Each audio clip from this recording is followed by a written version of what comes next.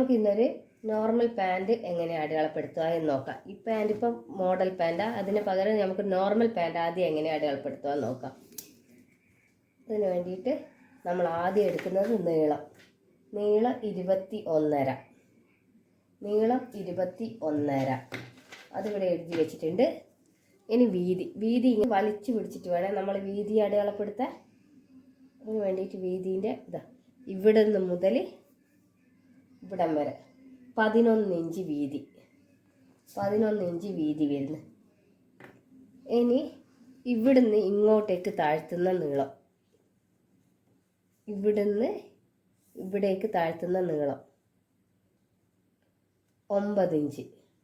ഇവിടുന്ന് ഇവിടേക്കുള്ള വീതി 9.5. ഇനി കാലിൻ്റെ ലൂസ് 9.5. ഇത്രയും ഭാഗങ്ങളാണ് പാൻറ് അടയാളപ്പെടുത്തുമ്പോൾ നമുക്ക് വേണ്ടുന്നത്. ഇനി ഇതെങ്ങനെയാണ് തുണിയിൽ അടയാളപ്പെടുത്തുക എന്ന് നോക്കാം.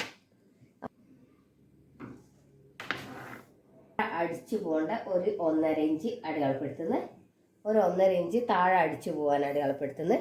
പിന്നെ നീളം കാണുന്നു, നീളം 21.5. ഇവിടെ നീളം 21.5 അടയാളപ്പെടുത്തി.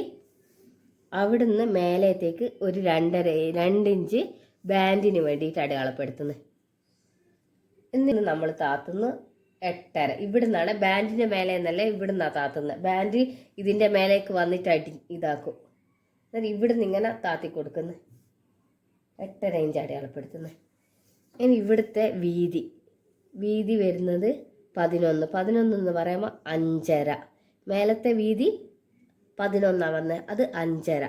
ഇനി ഇവിടെ താഴ്ത്തിയ ഭാഗമില്ലേ, താഴ്ത്തിയത് 8.5 താഴ്ത്തിയിട്ടില്ലേ, 8.5ൻ്റെ അകത്ത് വീതി എത്രയാണ് വന്നത്, 10 വരുന്നത്. 9.5 10 അങ്ങനെ നമ്മളിപ്പോൾ 10 എടുക്കുന്നു. 10 എടുക്കുന്നതെന്ന് പറയുമ്പോൾ 5. അതിൻ്റെ കൂടെ പ്ലസ് ഒരു 2 ഇഞ്ചും കൂടി കൂട്ടുന്നു, 2 ഇഞ്ചും കൂടി കൂട്ടുന്നു.